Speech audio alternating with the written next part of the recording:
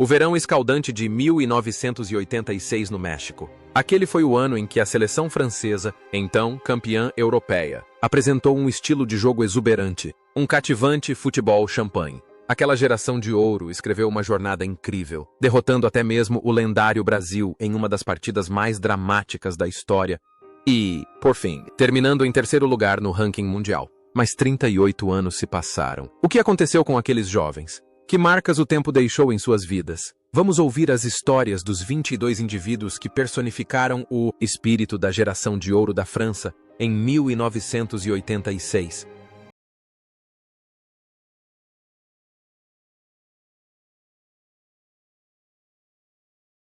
Michel Platini era mais do que apenas um capitão. Ele era o símbolo máximo de intelecto e talento. Aos 30 anos, apesar de entrar no torneio atormentado por uma persistente dor na coxa, Platini ainda conseguiu deixar uma marca indelével com seu gol de empate nas emocionantes quartas de final contra o Brasil, no dia do seu aniversário. Era a imagem de um rei, exausto, mas ainda capaz de mudar o rumo da partida com sua brilhante visão tática. No entanto, por trás dessa glória, havia uma dura transformação. Após se aposentar em 1987, jogando pela Juventus, Platini escolheu um caminho ambicioso, a política do futebol.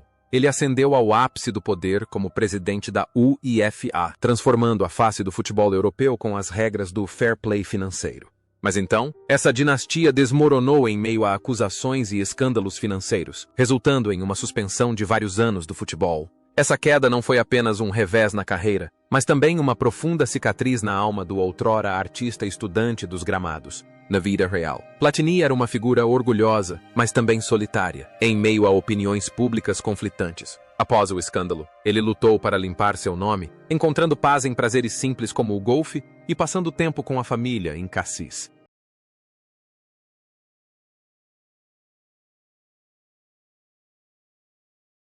Jean Tigana, peça fundamental do Quarteto Fantástico, personificava energia inesgotável e resiliência incrível. Aos 30 anos, no México, com sua compleição esguia, ele cobria cada espaço do campo com suas corridas graciosas e poderosas. Tigana não só recuperava a bola, como também iniciava ataques incisivos, um herói silencioso com influência de longo alcance. Após seu sucesso em 1986, sua carreira continuou a florescer como treinador. Tigana fez milagres no Mônaco, notavelmente. Elevou o Fulham à proeminência na Inglaterra, provando que sua filosofia de futebol estava à frente de seu tempo. No entanto, o aspecto mais instigante é sua escolha de se afastar dos holofotes. Ao contrário da agitação do mundo do futebol, Tigana era, na vida real, um homem tranquilo, amante da natureza e um entusiasta apaixonado pela agricultura. Ele se dedicou à criação e à administração de vinícolas na pitoresca região da Provença. Cuidar das vinhas e aguardar cada colheita parecia lhe trazer uma paz que o mundo frenético do futebol não conseguia proporcionar. O contraste entre um guerreiro incansável em campo e um proprietário de terras tranquilo fora dele conferia um charme único à sua personalidade. Apesar de ter se envolvido em algumas disputas legais nos negócios,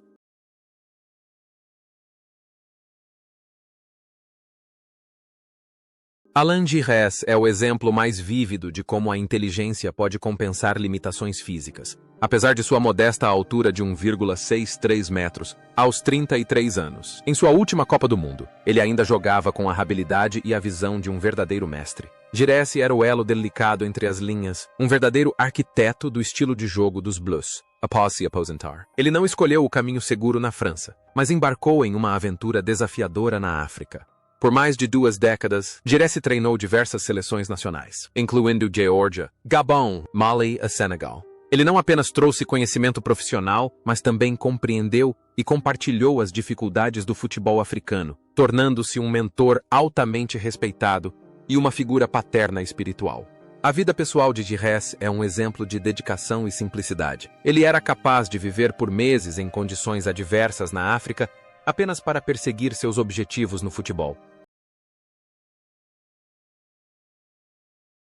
Aos 26 anos, Luís Fernandes era o protetor do lendário quarteto do meio-campo. Com seu estilo de jogo aguerrido e destemido, e um espírito guerreiro, ele era o pilar espiritual da equipe. Seu pênalti decisivo que derrotou o Brasil não foi apenas um gol, mas um testemunho do caráter de um homem destemido. Após a glória no México, Fernández escreveu capítulos de ouro na história do PSG como jogador e treinador, levando o clube parisiense à conquista da Recopa Europeia em 1996. Sua personalidade fora de campo era igualmente intensa, direta, apaixonada e, às vezes, bastante franca. Isso o levou a uma carreira de grande sucesso como comentarista de rádio e televisão, com seu próprio programa, onde não hesitava em expressar suas opiniões incisivas. Por trás dessa aparência um tanto rude, esconde-se um homem de profunda compaixão, ativamente envolvido em atividades de caridade em apoio a crianças carentes. A conexão entre um líbero em campo e um contador de histórias cativante, fora dele, revela uma pessoa que sempre deseja contribuir e se conectar. Jean-Pierre Papin. Aos 22 anos, ele trouxe para o torneio um estilo de jogo explosivo, com finalizações incríveis de primeira, que mais tarde ficariam conhecidas como papinades. Apesar da pouca idade, Papin demonstrava um instinto matador implacável, pavimentando o caminho para uma carreira gloriosa que culminou com a Bola de Ouro de 1991 e inúmeros títulos com o Olympique de Marselha e o Milan. No entanto, o auge de sua carreira coincidiu com um cruel desafio pessoal. Sua filha, Emily, foi diagnosticada com paralisia cerebral. Esse evento mudou completamente a vida e a filosofia de Papin. De um astro do futebol conhecido apenas por seus gols, ele se tornou um pai que lutou incansavelmente pela vida da filha e fundou a organização Neuf de Coeur para ajudar famílias em situações semelhantes. O contraste entre um atacante implacável em campo e um pai gentil e altruísta fora dele cria um retrato de Papin repleto de profundidade e compaixão.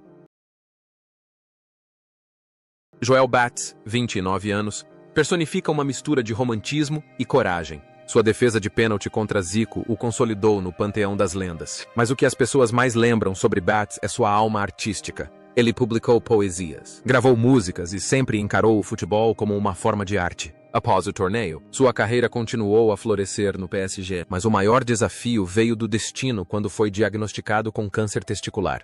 Com o espírito de um goleiro que nunca desiste, Batz lutou e venceu a terrível doença, tornando-se mais tarde um dos melhores treinadores de goleiros do mundo no Lyon. O homem que nutriu o talento de Hugo Lloris na vida real. Ele é uma pessoa calma e pacífica que sempre encontra consolo na literatura. Parece que o papel solitário de goleiro em campo forjou nele uma força de vontade inabalável para enfrentar os momentos decisivos da vida.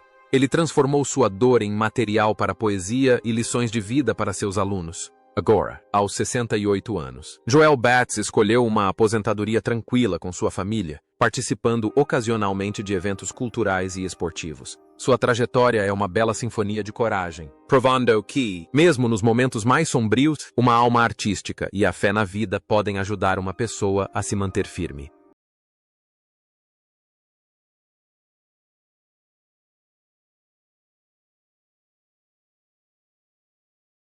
Manuel Amoros chegou ao México em 1986, aos 24 anos, e rapidamente se consolidou como um dos melhores laterais do mundo.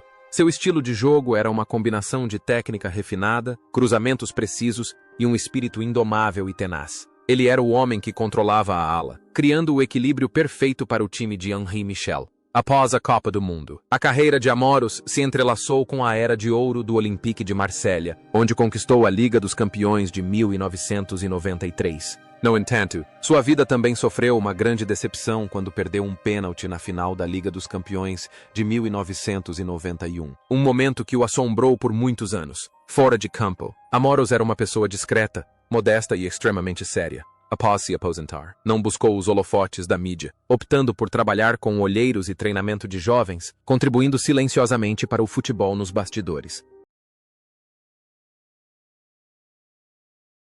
Patrick Battiston é sempre lembrado pela terrível colisão com Schumacher na Copa do Mundo de 1982, mas no México, em 1986, aos 29 anos, ele provou o poder da resiliência. Como líder da defesa, Battiston jogou com sangue frio e julgamento magistral, ajudando a França a chegar longe no torneio. Após essa glória, ele se tornou um símbolo de lealdade, dedicando quase toda a sua vida ao Bordeaux, tanto como jogador quanto, posteriormente, como treinador. Fora de campo, Battiston é um homem virtuoso e tolerante, com uma profunda mentalidade educacional. Ele passou mais de 30 anos administrando a Academia de Jovens do Bordeaux, considerando o desenvolvimento do caráter tão importante quanto as habilidades futebolísticas. O contraste entre uma vítima de violência em campo no passado e um professor compassivo hoje cria uma história de vida inspiradora. Ele nunca guardou ressentimento em relação ao passado.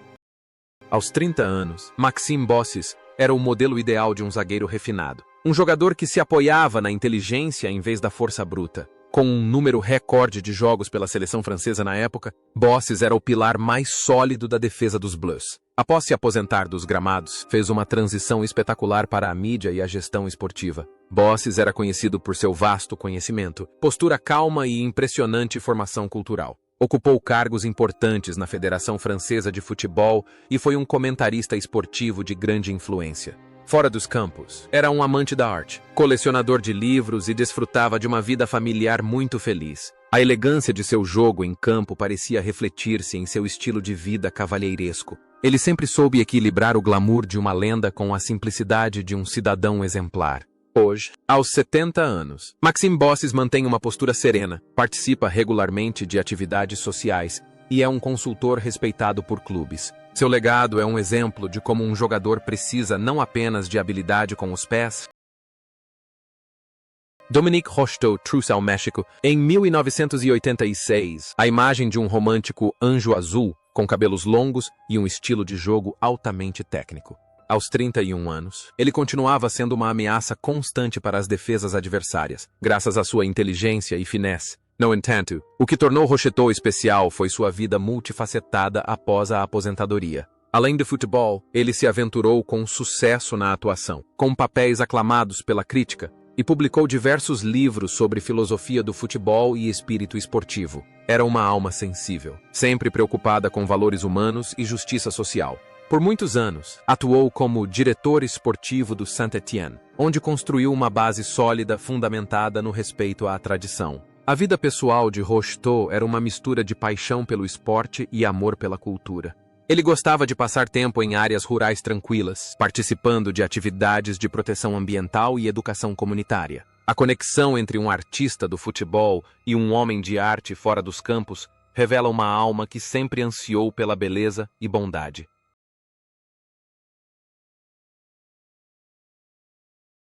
Yannick Stopira foi o artilheiro da França na Copa do Mundo de 1986, no México, aos 25 anos, com gols de cabeça cruciais que levaram a equipe às semifinais. Apesar de sua brilhante fase na época, Stopira escolheu a carreira e o caminho de vida mais discretos entre as estrelas. Após o torneio, jogou regularmente por clubes de nível médio e dedicou grande parte de sua carreira pós-aposentadoria à observação de jogadores.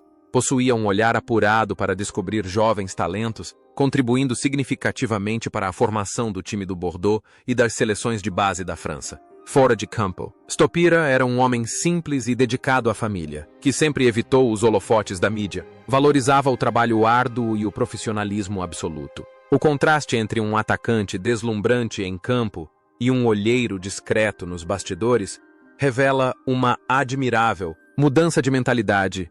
Ele sabia como abrir mão dos holofotes para servir ao desenvolvimento da próxima geração. Hoje, aos 64 anos.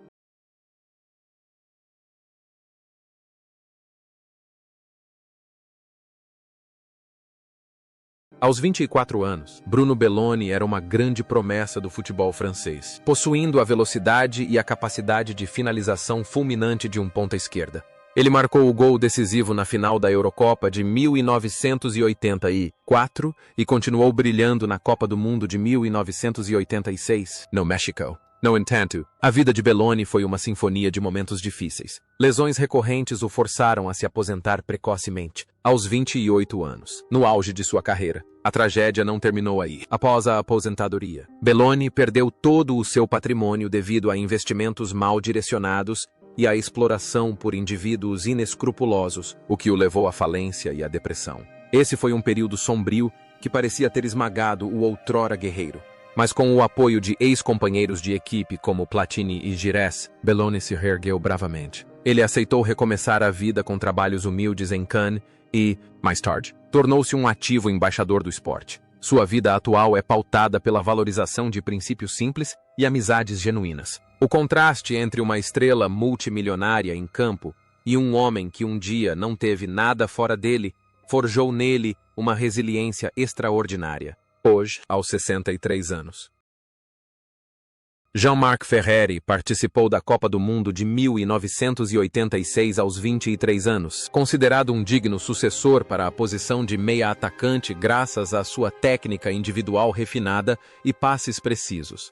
Embora não tenha jogado com a mesma regularidade do lendário quarteto, cada minuto em que Ferreri esteve em campo trouxe talento artístico e jogadas geniais. Sua carreira em clubes atingiu o auge com o título da Liga dos Campeões de 1993 com o Olympique de Marselha, após se aposentar. Ferreri não optou pelo caminho de alta pressão de treinador, mas se tornou um dos comentaristas de futebol mais famosos da televisão francesa. Com sua voz expressiva, profundo conhecimento tático e personalidade aberta, ele se tornou um amigo familiar para os telespectadores durante os principais torneios. Fora de campo, Ferreri é uma pessoa alegre e otimista que mantém um estilo de vida ativo. Ele participa frequentemente de jogos beneficentes e atua como uma ponte entre gerações de jogadores de futebol franceses.